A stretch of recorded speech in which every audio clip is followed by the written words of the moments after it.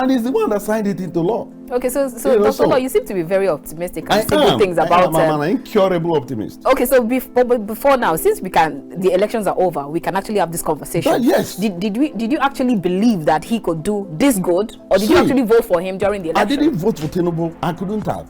Do you understand that? I campaigned against Tinubu. I did, and I. So did. What changed? No, I'll tell you.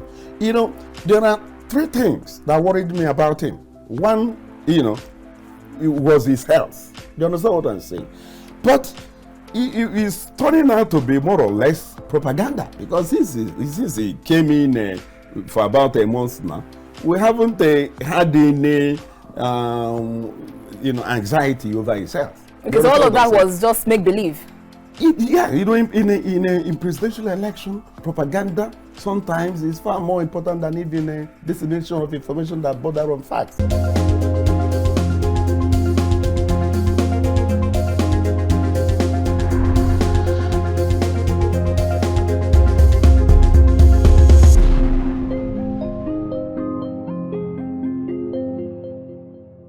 In the words of Jody Rell, former governor of Connecticut, she once said, "At the end of the day, the goals are simple: safety and security."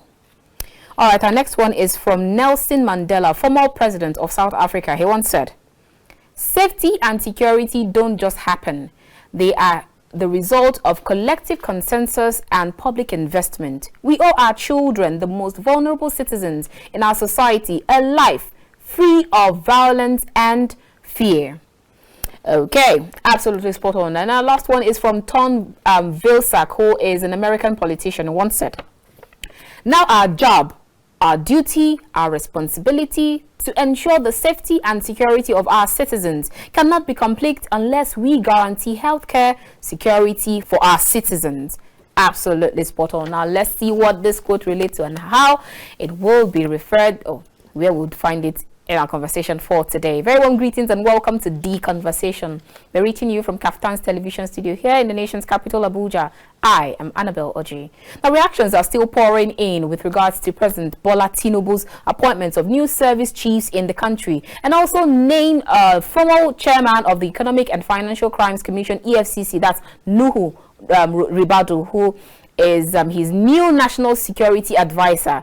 Ribadu replaces Babagana Mungunu as the nation's NSA. Tinubu also approved the appointment of Adeni Adewale as the acting Comptroller General of Customs, even as he removed all service chiefs that he met in office. Now he said, and quote, "It is to be noted that the appointment or the appointed service chiefs, the Inspector General of Police and the Comptroller General of Customs, are to act in their positions pending their confirmation in accordance with the Constitution of the Federal Republic of Nigeria." End of quote. That he said in a statement by Willie Bassi, the Director of Information, on behalf of the Secretary to the Government of the Federation, George Akume. The move by the President followed persistent calls by civil society organizations that the security architecture be rejigged and fresh hands be allowed to handle the nation's security apparatus. Now, during his inauguration speech, President Tinubu promised, and quote, "to defend the nation from terror and all forms of criminality that threaten the peace and stability of our country," adding that to effectively tackle this menace, we shall reform both our security doctrine and its architecture. End of quote. Now let's take a look at the full list of the newly appointed service chiefs. You have Malam Nuhu Ribadu, who is the National Security Advisor. You also have Major General C.G. Mosa, who is the Chief of Defense Staff. Then you have Major General T.A. Lagbaja as the Chief of Army Staff. Rear Admiral E.A. Ogala is the Chief of Naval Staff. AVM H.B. Abubakar is the Chief of Air Staff.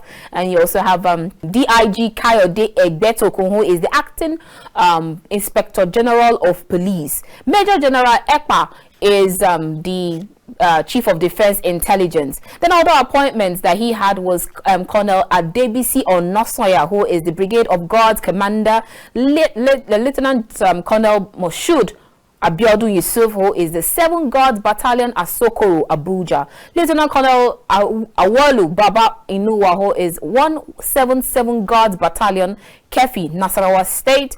Lieutenant Colonel Mohammed Abdul Karim, who is 102 Guards Battalion, Suleja, Niger State. You also have Colonel Olumide Akinde Sote, who is 176 Guard Battalion, Gwagwalada, Abuja. Major General Isa Farouk Aldu, who is Commanding Officer, State House Artillery. Captain Kazim Olalekan Sumoni, who is the second in command, State House Artillery. Major Kamaru Koyejo Hamzat is Commanding Officer, State House Military Intelligence. Major T.S. Adeola is Commanding Officer, State House Armament. Lieutenant A. Amino, second in command, State House Armament. Hadiza Bala Usman, Special Advisor, Policy Coordination. Hanatu Musa Musawa is Special Advisor, Culture and Entertainment Economy. Senator Abdullahi Abubakar Gumel, who is Senior Special Assistant, National Assembly Matters, Senate. Honorable Barrister Olarewaju Kule Ibrahim is Senior Special Assistant, National Assembly Matters, HOR. And then quite a number of appointments that he made right there, but then you know that more will still come because he's yet to appoint his ministers. So like they say in the local parlance, or in the Nigerian English, soldier go, soldier come, barracks still remains, barracks never dies. So that's our conversation for today with my guest, Dr. Mefor, media consultant, amongst other positions. Ladies and gentlemen, grab a seat with a glass cup of water, freshly made juice or smoothie, whatever works for you. And let's kickstart this conversation after this timeout. Join us again.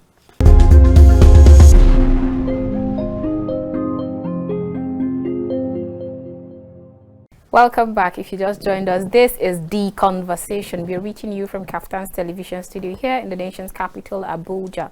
Now we'll go straight into our conversation for today. And our guest on the show today is Dr. Mefor. He is a media consultant plus everything good in one position. It's great to have you on the show today again, sir. Oh, thank you. Thank you for hosting me. It's been quite a while I saw you in this. Yeah, I've been around, here and there, this and that, Okay. I have many parts. Yes, I know that's yes. One for sure. All right, now let's talk about let's start by analyzing the current president's move. Some people will say it's quite an audacious move, the hiring and firing. And even though we know that it actually comes with every new administration, you definitely have people who would come in and want to come in with their own, the new king and his team. They will always want to come with their own people.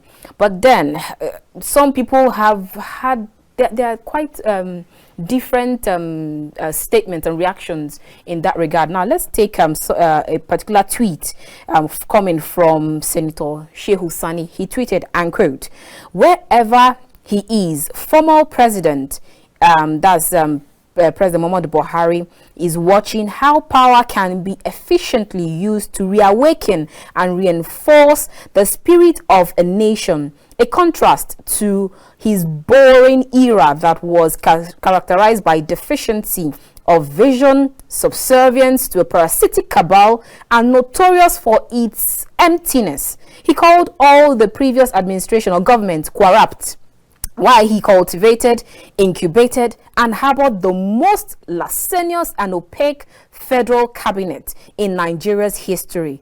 Haba, isn't that way too extra coming from the decks of the former lawmaker? Well, that excerpt is a vintage Senator Shehu Sani.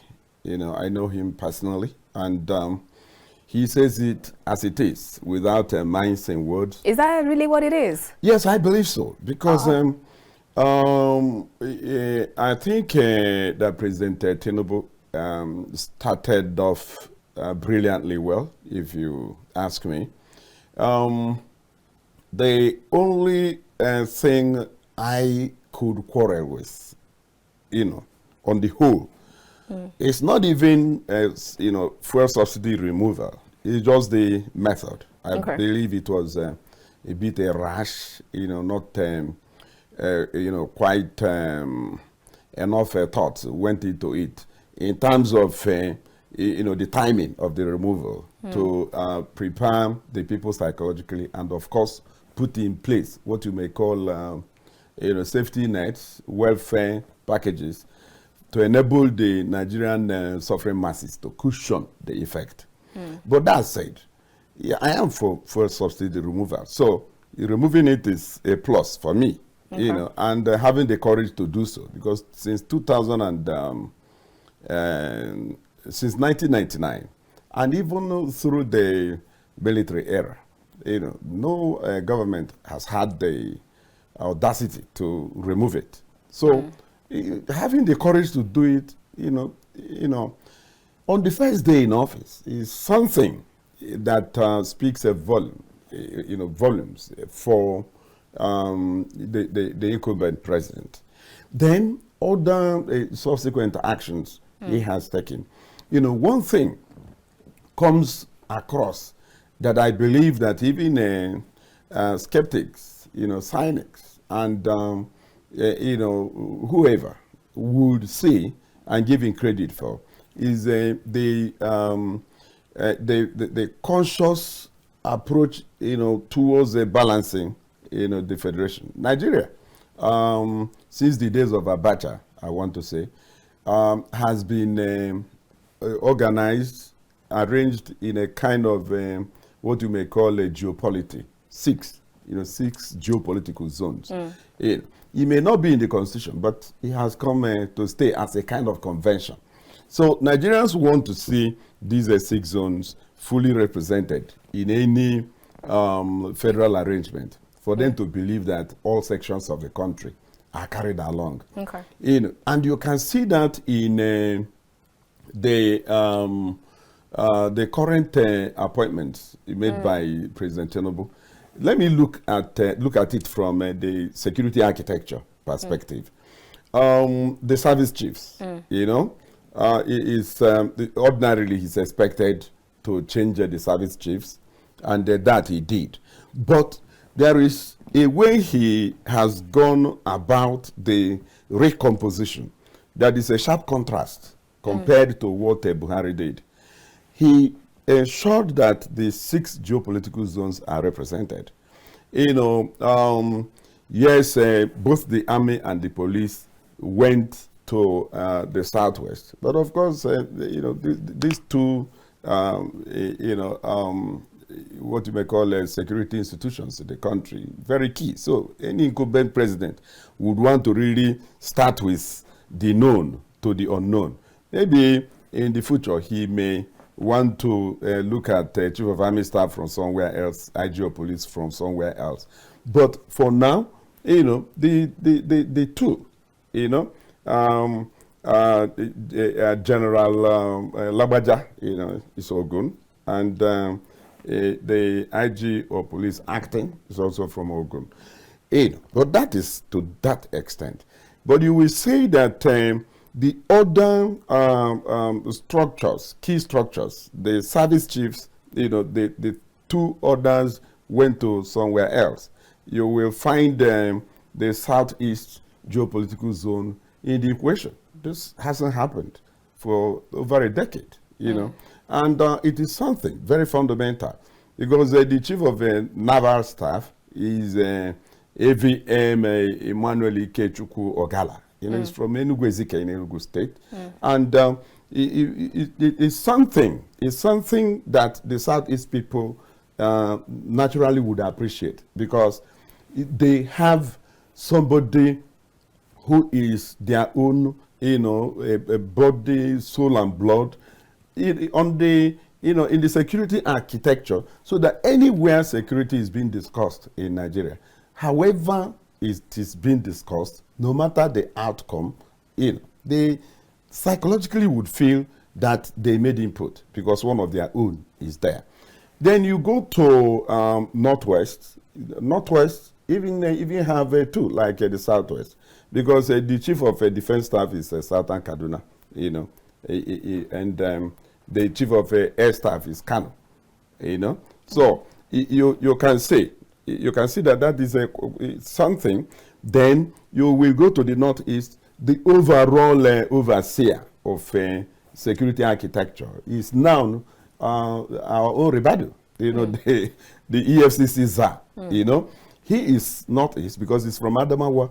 and then for not central, where one may say not central is left out. No, it is not true, because the head of the cabinet, the head of the cabinet office is the secretary to government of the federation, and that is Senator Akume from Benue State. So they are part of the security architecture, because they, apart from being the head of the cabinet office, in the presidency, he sits, at every meeting with the president. Do you understand that? Including security council meetings and so on and so forth. So Central is also there. And of course, don't forget that Southern Kaduna technically is minority, and therefore somehow represents the not Central, or what you may call the middle belt, if you really look at it. Then, of course, the chief of defense intelligence is General Eba. Eba is from either Akwa Ibom or Cross River. So you can say that the 6 geopolitical zones are fully represented. So you think that it's well thought out? You said? Yes, it's a strategic move to ensure that everybody is carried along to the extent of ensuring that you have balance in the security architecture or system of the country. Okay, so if you're talking about, sorry I have to butt in there, but if you're talking about balance, I still hear people say that what does it even matter if you have to talk about ethnic balancing in either the security architecture? What does it really matter when you talk about competence? When people raise that a balance is not necessary, that what you need is competence. Two things that need to be really put in perspective is what is competence? Are we saying that there is any section of this country that is bereft of competence or competency? It's not true. Every part of this country is competent enough to produce competent personnel that can man anything. Do you understand that? So the issue of competence is already taken care of by natural order of things. All sections of Nigeria, every state, you'll be surprised, every local government, if you look well, you can find somebody qualified enough to do certain things. Let alone when you're talking about a whole region, a whole state. Do you get the point? So the issue of preoccupation with competence is neither here nor there, because you are not balancing at the expense of competence. That's the point I'm making. So what you do is, as you are balancing, you are also looking out for competence in the area that you want to bring into the equation. So if you go to a zone and you pick an incompetent person, it becomes your problem, because you are not committing that gross error of judgment because the area in question, the zone in question, is bereft of competent people. No. So now, again, one important thing that we must understand is this is a federation. This is a federal system. A federation, a federation or federalism is an aggregation of nationalities that come together for what you may call political economies of scale. They now come together because there is strength in being in number, in size, and so on and so forth.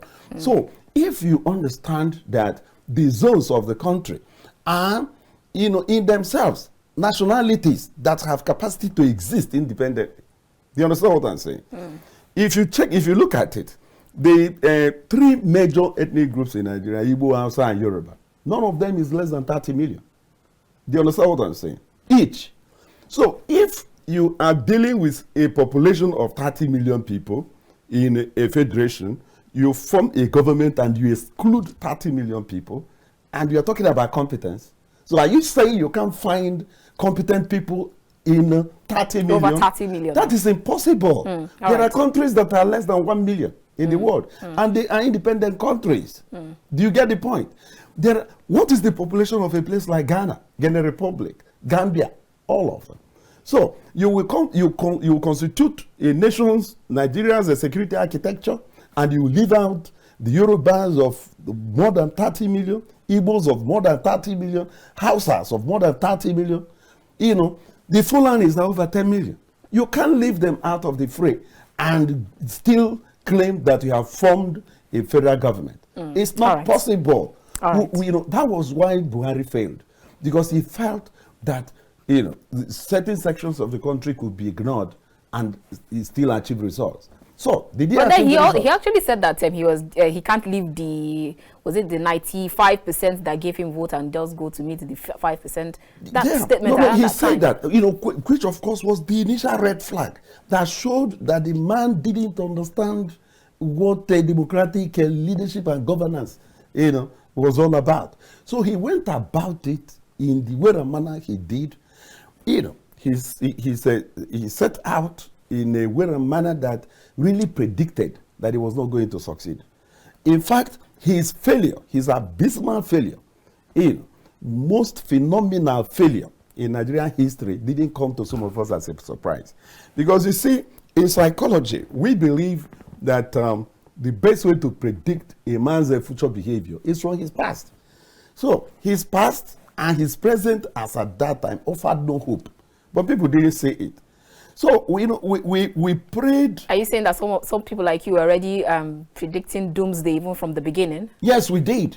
Even before, even in the presidential election for 2015, I was in the trenches trying to convince Nigerians not to allow Buhari to come.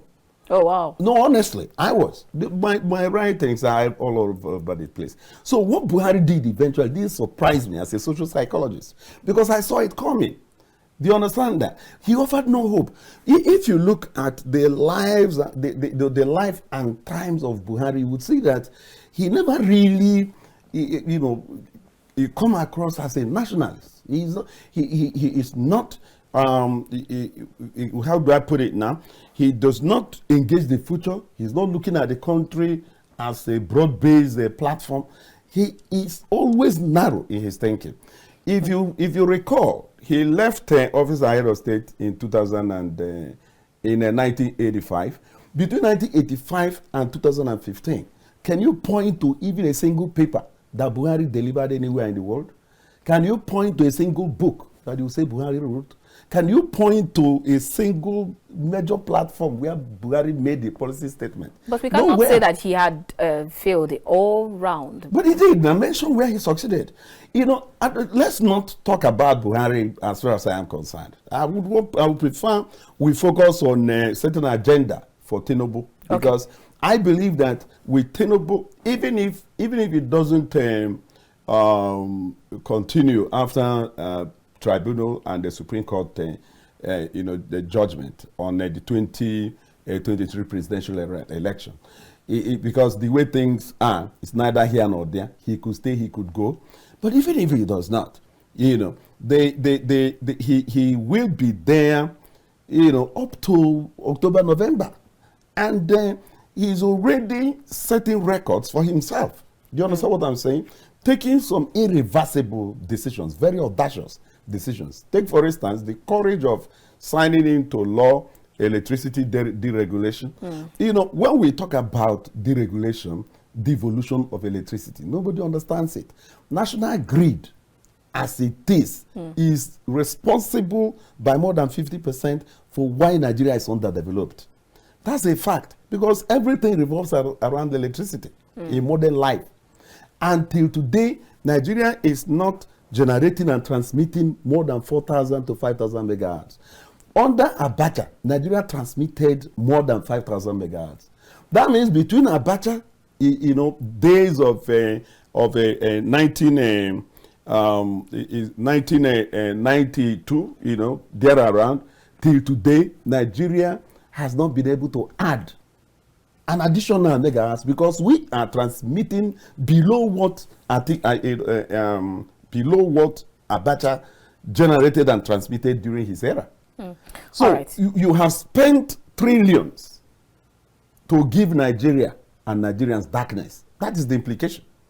You know, so when you now say you devolve electricity and giving individuals, local governments and states the power to exit the national grid and give themselves electricity, is a major leap into the nation's development. Okay. Do you understand that? And he's the one that signed it into law. Okay, so You know, Dr. Law, you seem to be very optimistic and say good things I about am an incurable optimist. Okay, so before now, since the elections are over, we can actually have this conversation. But yes. Did you actually believe that he could do this good, or did you actually vote for him during the election? I didn't vote for Tinubu. I couldn't have.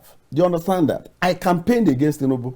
I did, and I did. So what Wait a changed? minute. No, I'll tell you.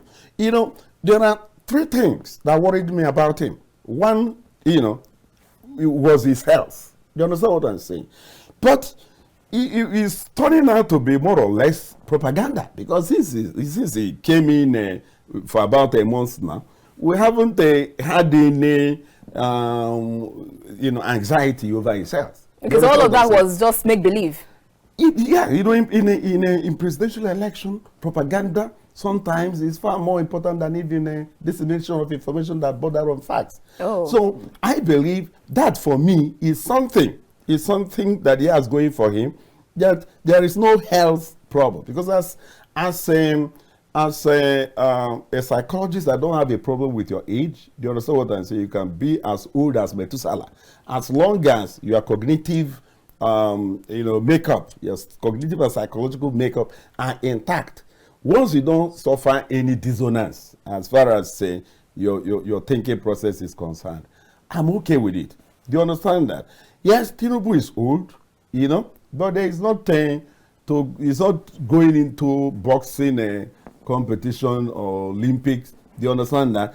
His job is essentially brain work, and he hasn't shown any deficiency in that direction, as we suspected during the campaign. You can see some of the things that you know, made me to have a change of heart towards him. Do you understand that? I don't want to go into all that, but I've just given you one reason that made me to change my mind about him. But again, beyond you know, his health not being so much of an issue, the policy direction. Do you understand what I'm saying? The policies he is enunciating and pushing, and the way the manner is pushing those, you know, policies, they are showing a radical departure from the past and moving the country towards a new phase of life that is likely to usher in what you may call a new lease of life for the country, if the implementation is fully consummated to the point that the Nigerians buy in and participate in the process. All right. There are problems. Do you understand that? It's not all Uhuru. You know, in terms of policy enunciation and the packaging and push, he's good there. But he needs to. There are two things he must do to really have, you know, some of us fully, you know, at his back if he looks behind. Two things he must do. He has to look seriously into the welfare of Nigerians. Do you understand what I'm saying? The masses are really suffering. Do you understand? That was why I told you that I had an issue with the way he removed subsidy, and not necessarily removal of a subsidy. For example, I had expected that these 6 marketers that he gave licenses to import fuel and petroleum products, he ought to have done that before announcing subsidy removal, so that by the time you are removing subsidy, their imports must have arrived in Nigerian shores. But as at now, but now they're not even giving complaints about accessing FX. Yeah, you know, you see, you know, the parallel market, you know, that existed under the MFLA Buhari regime, it was a fraud, as far as I am concerned. Because you go to the parallel market, what you get there is over 700 naira. And then you go to official market, you get about, you know, 450, 460. You know, between 450 and 500, never exceeding 500 throughout that era. So the gap was so serious, so yearning, to the point that all the people needed to do was to trade in currency, rather than access the currency for import of raw materials and goods and services. They were not doing that. All you need to do is to access the official hard currencies. And if you are in Abuja, you just take a stroll to Zone 4 and then turn it into Naira, and you are a billionaire. depending on the amount you got from there. So for me, collapsing the parallel and official market, forex market, for me is a very important policy decision that Tinubu has also taken. All right. Say, look, access your foreign exchange wherever you can. If you want to get it from the Malam, that is up to you. You want to get from central bank, it's up to you. You want to get from commercial banks, get it where you can. You see, yes, even now, the Naira-dollar exchange rate has has gone beyond what it used to be, even at the parallel market. Yes. But it's expected. Initially, there will be so, but it will come down ultimately. Because when Nigerians, have better access to foreign exchange, and you don't have this gap where people will go to central bank, get official rate, and rather than go to China to import this and import that, they go to Zone 4 to change it to Naira. Do you understand what I'm saying? That will no longer happen. It means that if you really go for foreign exchange, for any international transaction, you are likely to go there because you have nothing to gain by going to anywhere in Nigeria to change it to Naira. We're actually due for a break. Let's go on a quick break, and when we return, we'll continue this conversation with Dr. Lo Mefor. I will see you after this time. I'll join us again.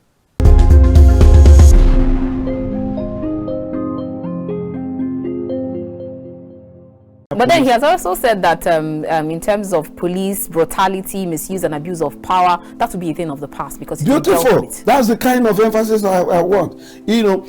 All I am saying is, I'm not saying he should carefully define enemies of the state. You understand what I'm saying? He should carefully define enemies of the state and combine kinetic and non-kinetic forces and approaches to be able to win converts where he can.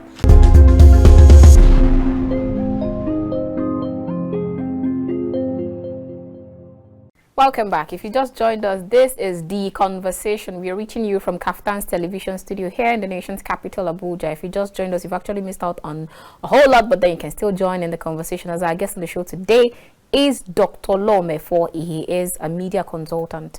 All right, before we went on that break, we've actually talked about quite a number of things. But now let's come back. Let's leave the economy and let's come back to security. President Tinubu's appointment of the first we'll start with the NSA. Malam Nuhu Ribadu, who we know that he was a former EFCC boss, and then you have reactions pouring in with regards to the fact that he is a police intelligence officer, instead of him being a military officer, which that seat has been occupied by military officers. That's aside from during 1999 when he was occupied by Gamboji Meta during the formal IBB's administration, and then you also have I think it was Gwazo Ismaila during Chief Shonekon.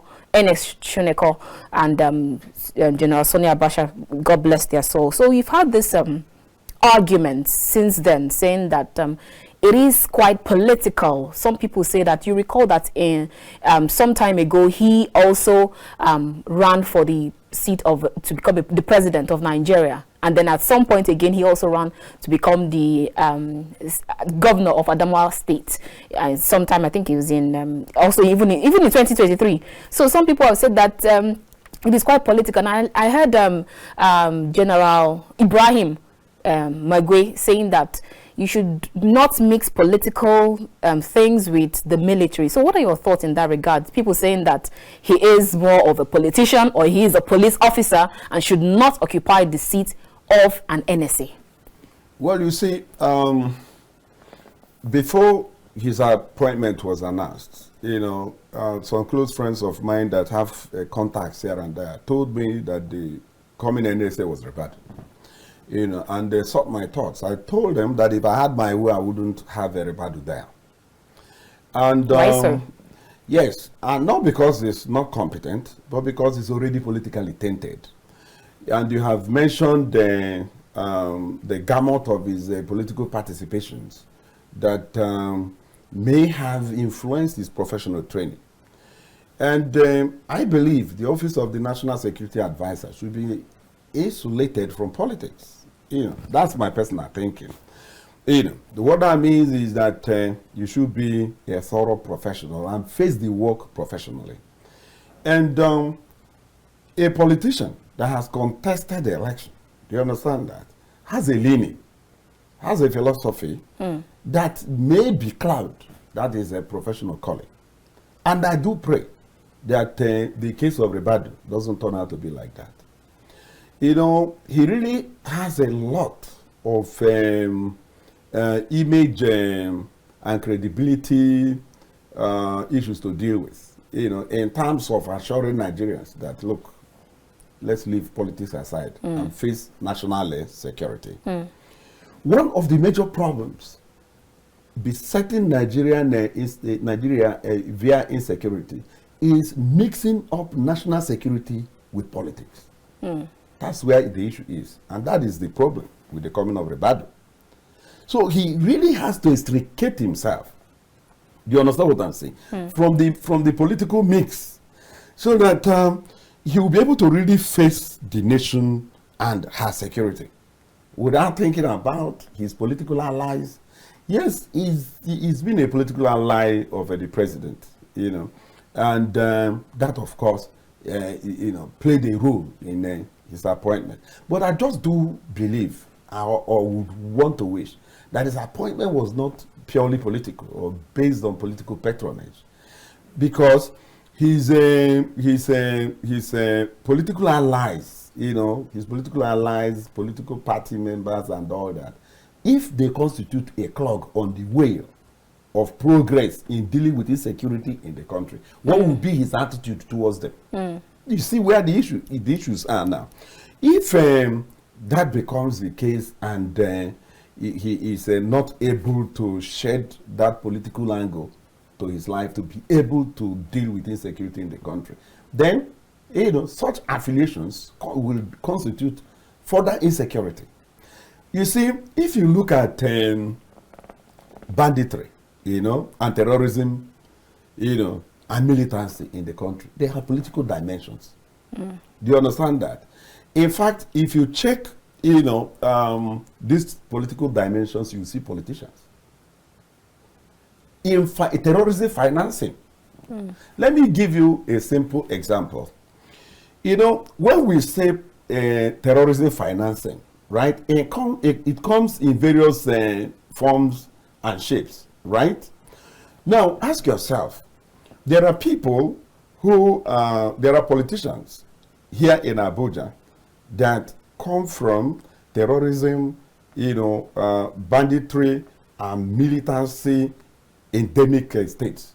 And yet they go home, do campaigns, and return freely. What happens?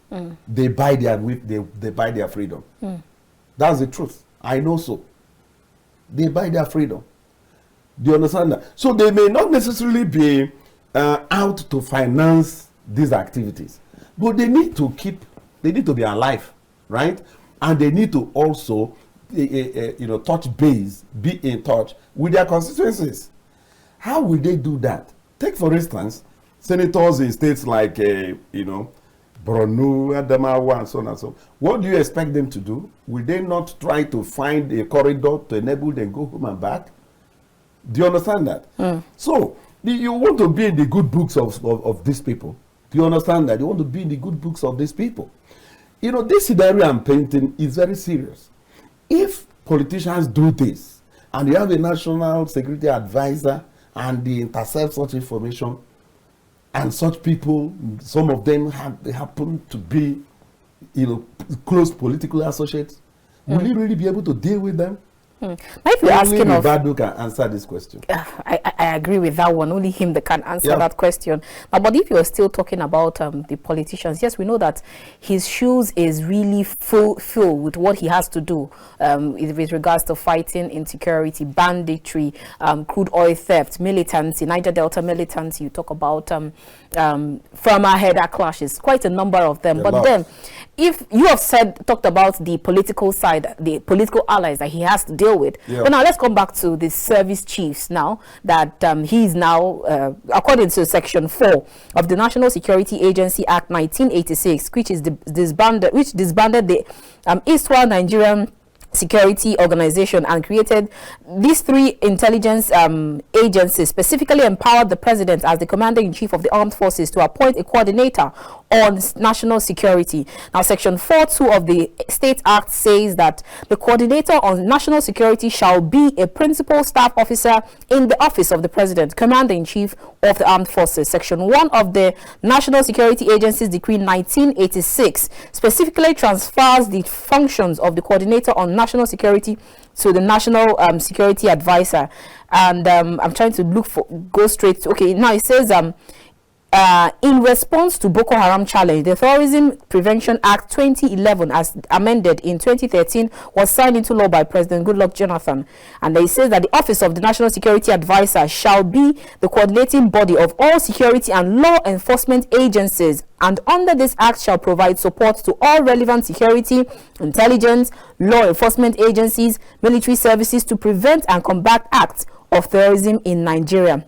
Now let's leave that side, and then I'll talk about the service chiefs. We've always heard about how much there is always this arm and a leg fight, the teeth and the tongue always fighting each other, and there's this talks about my position is superior, more superior than yours. So do you actually see, if you've talked about the political part of it, then how about the service chiefs? Do you see them working together, since he has to first of all report to the president and now give these service chiefs orders or intelligence directive or orders, and then they would not remind you that they might remind you that you're not from the military side? Do you actually see collaboration instead of competition? You see, this is presidential democracy, and the president of Nigeria, right, is also the commander-in-chief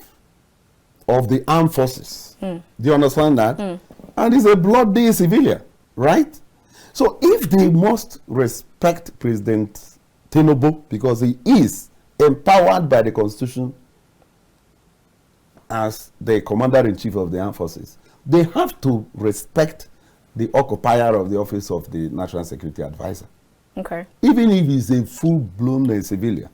Because it's not the person now, it's the office. The office. And the empowerment, of that office by the Constitution and the extant laws.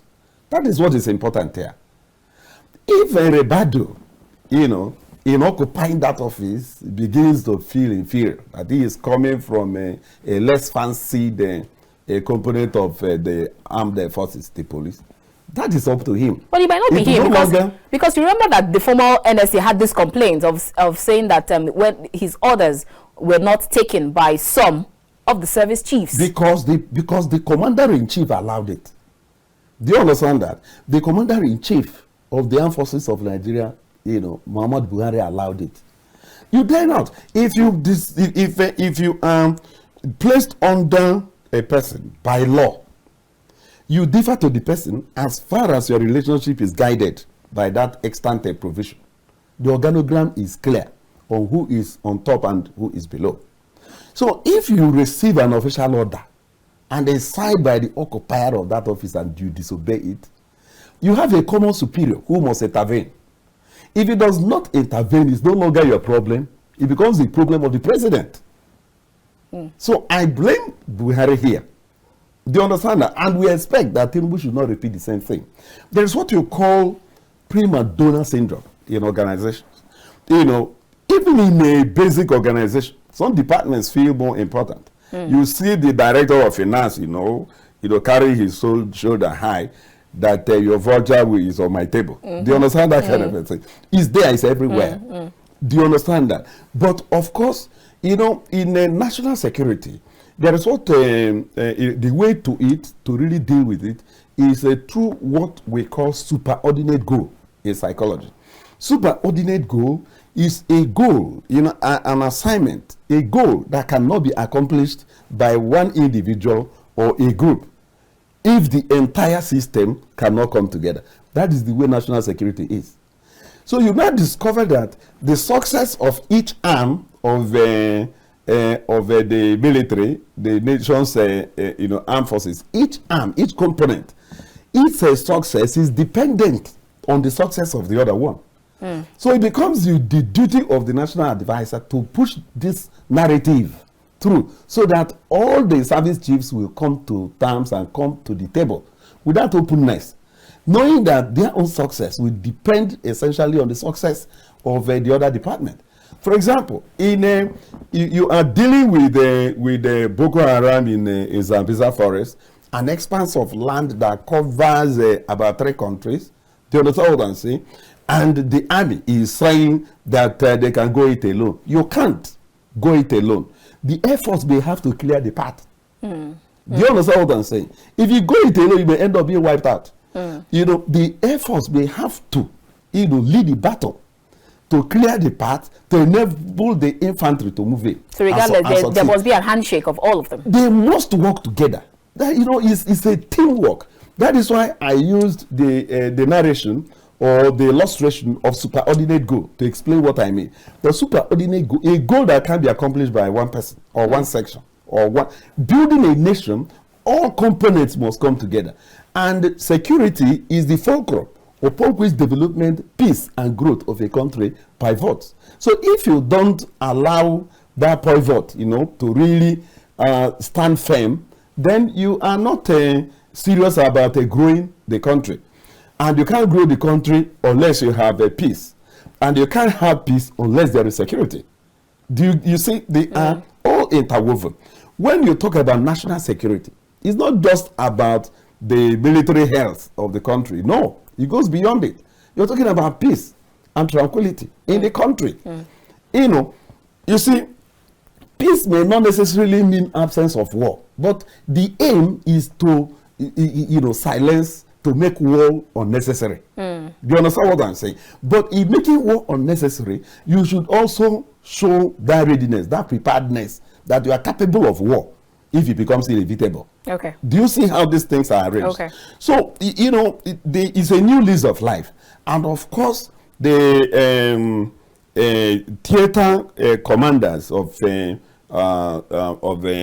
fight against the banditry, terrorism, militancy, they are the ones that are in charge now. For example, there is this military operation called the Operation Hadin Kai.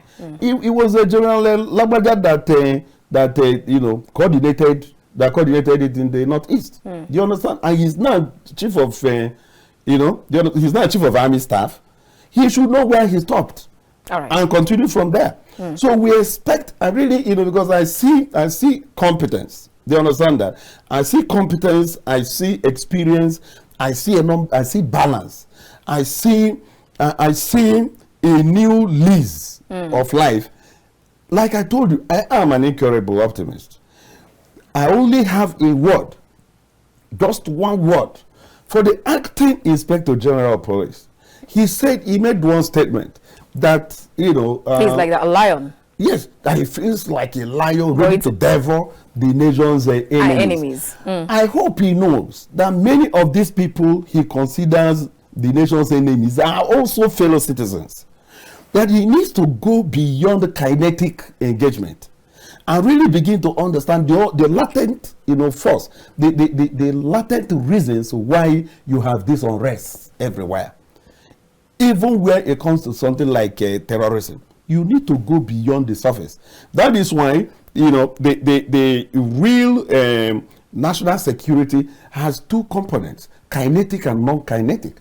Non-kinetic is, living out the aspect of, use of iron, violence, blood, tears. Leave it out and see, can we really engage? Even God himself told his own creation, he said, come, let us reason together. Can the new IG of police, yes, I want to say that it's an expression of readiness to work, but you should also understand that his statement has some psychological underpinnings, that his preoccupation or his focus is essentially on kinetic. All right. No, it shouldn't be. He shouldn't devour who should not be devoured. It's because, my problem, Nigeria police they need to be retrained, they need to be retooled, they need to be recovered, saved even from themselves.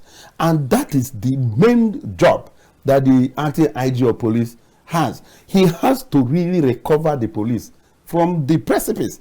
Because, you know, if you travel outside the country, I have been opportune to visit at least a dozen countries plus in Europe, America, here and there.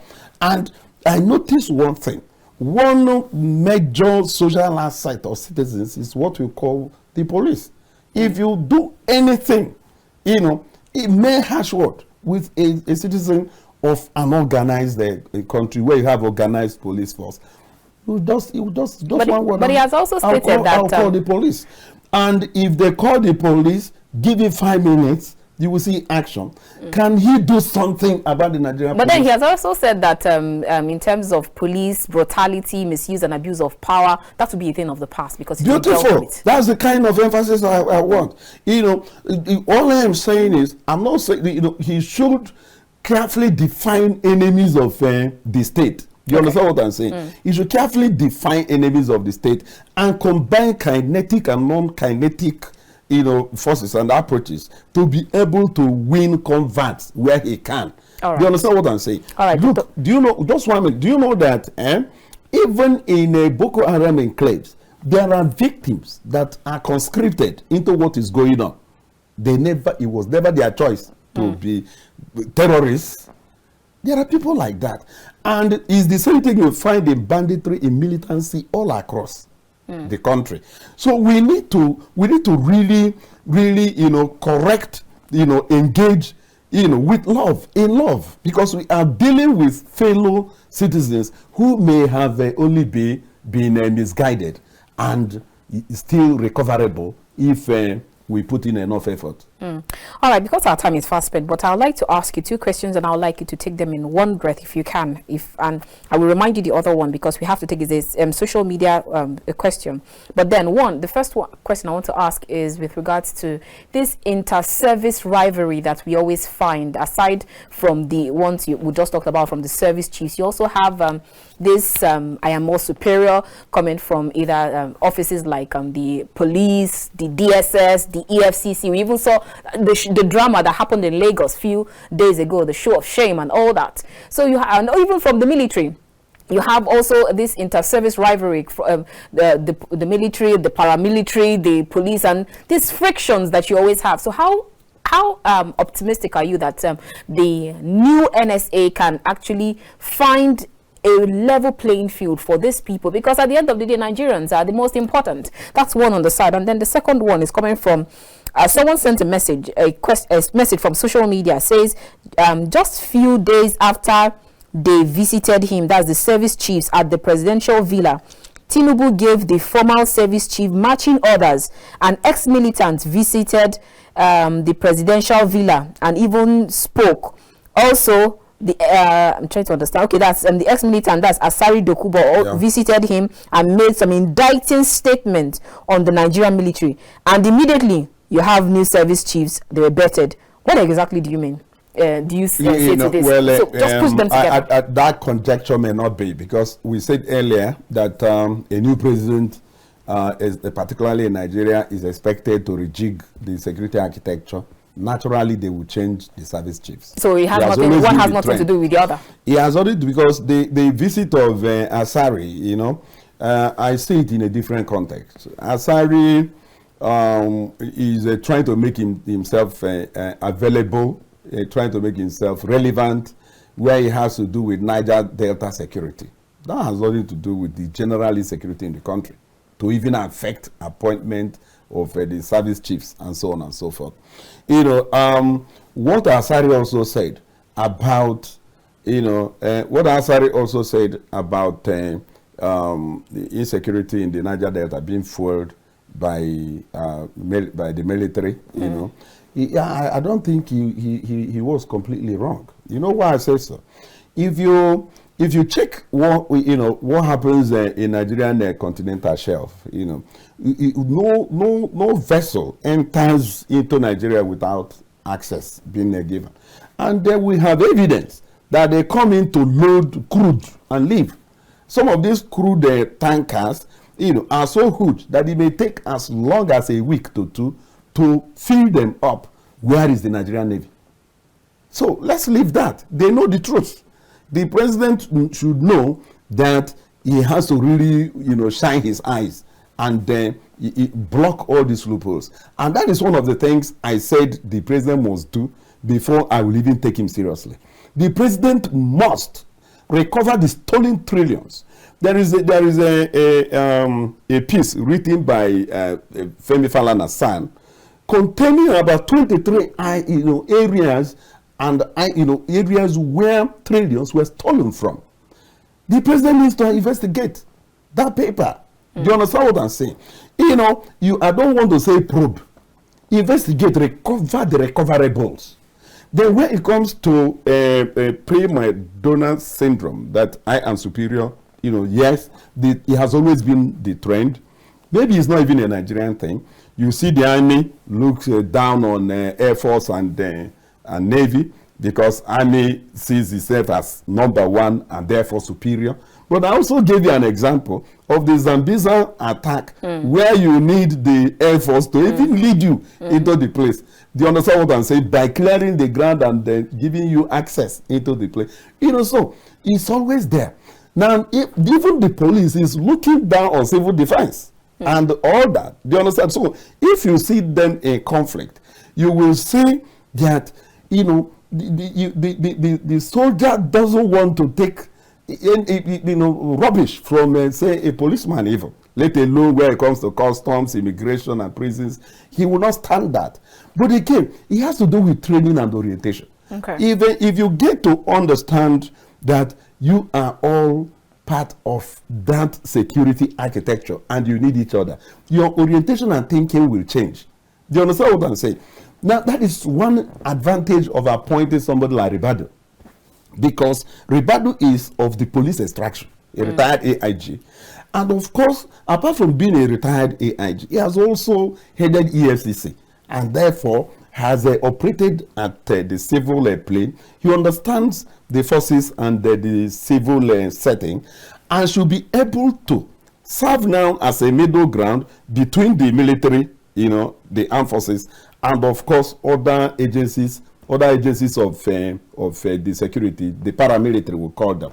He is in a very good position to do so. Okay. And he's a smooth operator. The Ribadu I know is a smooth operator. He talks well. He communicates effectively well. He mixes very well and should be able to do this job. So you actually see a very good relationship between the EFCC, the DSS, the DIA, NIA, paramilitary, military, all of them. He has to insist on it. Okay. And by insisting on, the only way to go about it is insisting on the office, not on you, even as a person. All right. Invoke the powers of your office. Not by shoving it in the face of everybody, but by really walking the talk, getting the people to understand that, look, we must work together, and I'm the coordinator here. Great. I am the coordinator here. And until I am changed, I am the coordinator. And the coordinating, I must. Great. That looks like some boss moves. Thank you so much. What a fine place to end this conversation. Thank you so much, Dr. Lome, for it is always a pleasure having these talks with you. The pleasure is mine.